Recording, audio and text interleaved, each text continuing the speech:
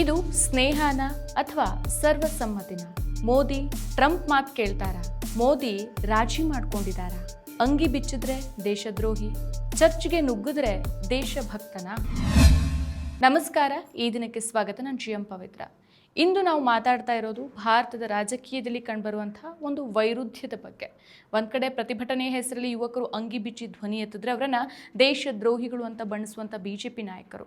ಮತ್ತೊಂದು ಕಡೆ ಕ್ರಿಸ್ಮಸ್ ಸಮಯದಲ್ಲಿ ಚರ್ಚ್ಗಳ ಮೇಲೆ ದಾಳಿ ನಡೆಸಿ ಕ್ರಿಶ್ಚಿಯನ್ ಸಮುದಾಯವನ್ನು ಹೆದರಿಸುವಂಥ ಕೋಮುವಾದಿ ಗುಂಪುಗಳನ್ನು ತಡೆಯದ ಅದೇ BJP ಸರ್ಕಾರ. ಇದೊಂದು ವ್ಯವಸ್ಥಿತ ಡಬಲ್ ಸ್ಟ್ಯಾಂಡರ್ಡ್. ಫೆಬ್ರವರಿ 20ಕ್ಕೆ ದೆಹಲಿಯ ಭಾರತ್ ಮಂಟಪದಲ್ಲಿ ನಡೆದ ಇಂಡಿಯಾ AI ಇಂಪ್ಯಾಕ್ಟ್ ಸಮಿಟ್ನಲ್ಲಿ ಏನಾಯಿತು? ಇದೊಂದು ಅಂತಾರಾಷ್ಟ್ರೀಯ ಶೃಂಗಸಭೆ. ಪ್ರಧಾನಿ ನರೇಂದ್ರ ಮೋದಿ ಅವರ ಅಧ್ಯಕ್ಷತೆಯಲ್ಲಿ ನಡೀತಾ ಇತ್ತು. ಇದರಲ್ಲಿ ಆರ್ಟಿಫಿಷಿಯಲ್ ಇಂಟೆಲಿಜೆನ್ಸ್ ಬಗ್ಗೆ ಚರ್ಚೆಗಳು, ಹೂಡಿಕೆಗಳು, ಅಂತಾರಾಷ್ಟ್ರೀಯ ಒಪ್ಪಂದಗಳು ನಡೀತಾ ಇದ್ವು. ಆದರೆ ಹಠಾತ್ತನೆ ಯೂತ್ ಕಾಂಗ್ರೆಸ್ನ ಕೆಲವು ಕಾರ್ಯಕರ್ತರು ಆವರಣದೊಳಗೆ ನುಗ್ಗಿ ಅಂಗಿಯನ್ನು ಬಿಚ್ಚಿ ಪ್ರತಿಭಟನೆ ನಡೆಸಿದರು.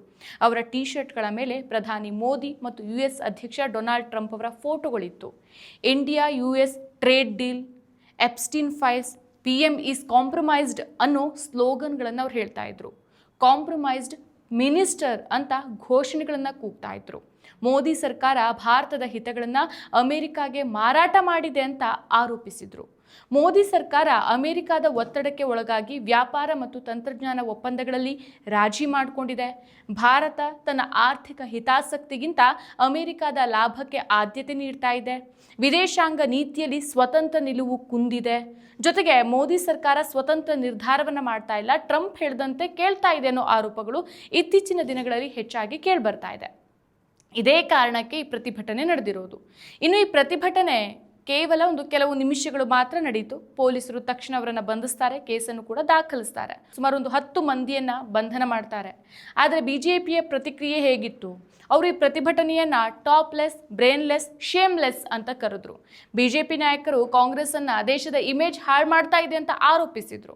ರಾಹುಲ್ ಗಾಂಧಿಯನ್ನು ಟೀಕಿಸಿದ್ರು. ಸೋಷಿಯಲ್ ಮೀಡಿಯಾದಲ್ಲಿ BJP ಬೆಂಬಲಿಗರು ಯೂತ್ ಕಾಂಗ್ರೆಸ್ ಕಾರ್ಯಕರ್ತರನ್ನ ದೇಶದ್ರೋಹಿಗಳು ಅಂತ ಬಣ್ಣಿಸಿದ್ರು. ಪ್ರಜಾಪ್ರಭುತ್ವದಲ್ಲಿ ಪ್ರತಿಭಟನೆ ಮಾಡೋದು, ಪ್ರಶ್ನೆಗಳನ್ನು ಕೇಳೋದು ಜನರ ಹಕ್ಕು. ಅದು ಅಲ್ಲಿ ಅವರು ಹಿಂಸೆ ಮಾಡಲಿಲ್ಲ, ಯಾರ ಮೇಲೂ ಹಲ್ಲೆ ಮಾಡಲಿಲ್ಲ.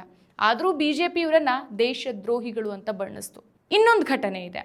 ಕೇವಲ 2 ತಿಂಗಳ ಹಿಂದೆ ಡಿಸೆಂಬರ್ 2025ರ ಕ್ರಿಸ್ಮಸ್ ಸಮಯದಲ್ಲಿ ಏನಾಯಿತು? ಭಾರತದಾದ್ಯಂತ ಹಲವು ರಾಜ್ಯಗಳಲ್ಲಿ, ಮಧ್ಯಪ್ರದೇಶ್, ಛತ್ತೀಸ್ಗಢ, ಉತ್ತರ ಪ್ರದೇಶ್, ಕೇರಳ, ದೆಹಲಿ ಮುಂತಾದ ಕಡೆಗಳಲ್ಲಿ ಹಿಂದುತ್ವವಾದಿ ಗುಂಪುಗಳು ಅಂತ ಕರೆಸ್ಕೊಂಡವರು ಚರ್ಚ್ಗಳ ಮೇಲೆ ದಾಳಿ ನಡೆಸಿದ್ರು. ಬಜರಂಗ್ ದಳ್, VHP, RSS ಮುಂತಾದ ಸಂಘಟನೆಗಳ ಸದಸ್ಯರು ಕ್ರಿಸ್ಮಸ್ ಆಚರಣೆಯನ್ನು ತಡೆದ್ರು. ಕ್ಯಾರೋಲ್ ಸಿಂಗರ್ಗಳ ಮೇಲೆ ಹಲ್ಲೆ ಮಾಡಿದ್ರು, ಚರ್ಚ್ಗಳನ್ನು ಧ್ವಂಸ ಮಾಡಿದ್ರು. ಮಧ್ಯಪ್ರದೇಶದ ಜಬಲ್ಪುರ್ನಲ್ಲಿ BJP ನಾಯಕಿ ಅಂಜು ಭಾರ್ಗವ್ ಚರ್ಚ್ಗೆ ನುಗ್ಗಿ ದೃಷ್ಟಿಹೀನ ಮಹಿಳೆಯನ್ನ ಹಲ್ಲೆ ಮಾಡಿದ್ರು. ಅವರು ನೀನು ಕ್ರಿಶ್ಚಿಯನ್ ಆಗಿ ಮತಾಂತರಗೊಂಡಿದೆಯಾ ಅಂತ ಕೇಳಿ ಅಪಮಾನ ಮಾಡಿದ್ರು.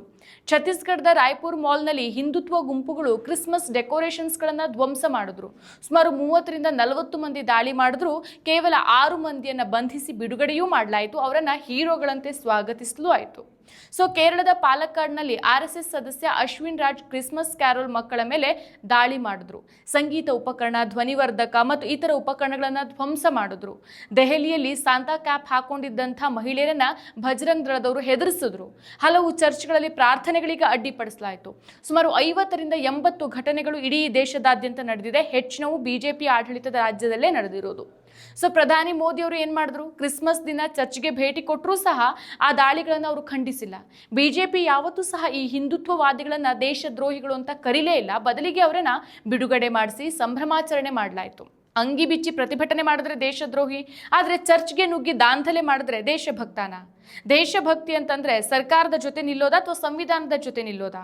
ಇದೀಗ ಪ್ರಶ್ನೆ ಬರೋದು, ಯೂತ್ ಕಾಂಗ್ರೆಸ್ನ ಈ ಪ್ರತಿಭಟನೆ ಸ್ವಲ್ಪ ಡ್ರಾಮ್ಯಾಟಿಕ್ ಪ್ರತಿಭಟನೆ ಅಂತಾನೆ ಹೇಳ್ಬೋದು. ಈ ಡ್ರಾಮ್ಯಾಟಿಕ್ ಪ್ರತಿಭಟನೆಯನ್ನ ದೇಶದ್ರೋಹ ಅಂತ ಕರೆಯುವಂಥ BJP ಯಾಕೆ ಹಿಂದುತ್ವ ಗುಂಪುಗಳ ಹಿಂಸಾತ್ಮಕ ದಾಳಿಗಳನ್ನ ನಿರ್ಲಕ್ಷಿಸ್ತಾ ಇದೆ?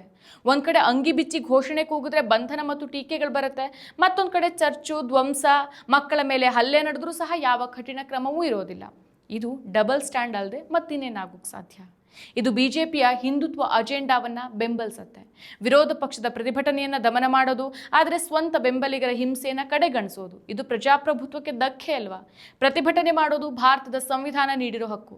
ಹಿಂಸೆ ಮಾಡೋದು ಕಾನೂನು ಬಾಹಿರ. ಅರೆನಗ್ನವಾಗಿ ಓಡಾಡೋದು ಅಸಭ್ಯ ಆಗಿರ್ಬೋದು, ಭದ್ರತಾ ಉಲ್ಲಂಘನೆ ಆಗಿರ್ಬೋದು, ಆದರೆ ಅದು ರಾಷ್ಟ್ರದ್ರೋಹ ಅಂತ ಕರೆಸ್ಕೊಳ್ಳುತ್ತಾ? ಆದರೆ ಚರ್ಚ್ಗೆ ನುಗ್ಗಿ ಹಲ್ಲೆ ಮಾಡೋಕೆ ಯತ್ನಿಸೋದು ಅದು ನೇರವಾಗಿ ಕಾನೂನು ಉಲ್ಲಂಘನೆ ಅಲ್ವಾ? ದೇಶಭಕ್ತಿ ಅನ್ನೋದು ಬಿಜೆಪಿಯ ಪೇಟೆಂಟ್ ಆಗಿಬಿಟ್ಟಿದ್ಯಾ? ಅಥವಾ ಸರ್ಕಾರವನ್ನ ಪ್ರಶ್ನಿಸೋ ಹಕ್ಕು ಸಹ ದೇಶಭಕ್ತಿಯ ಭಾಗ ಅಲ್ವಾ?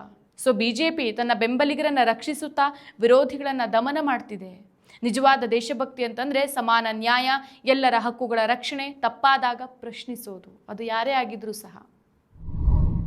ಮತ್ತಷ್ಟು ವಿಶೇಷ ವಿಡಿಯೋಗಳನ್ನು ನೋಡಲು ಮತ್ತು ಹೊಸ ವಿಡಿಯೋಗಳ ಬಗ್ಗೆ ತಿಳಿಯಲು ಈ ದಿನ .com ಯೂಟ್ಯೂಬ್ ಚಾನೆಲ್ ಸಬ್ಸ್ಕ್ರೈಬ್ ಮಾಡಿ ಮತ್ತು ಬೆಲ್ ಐಕಾನ್ ಕ್ಲಿಕ್ ಮಾಡಿ.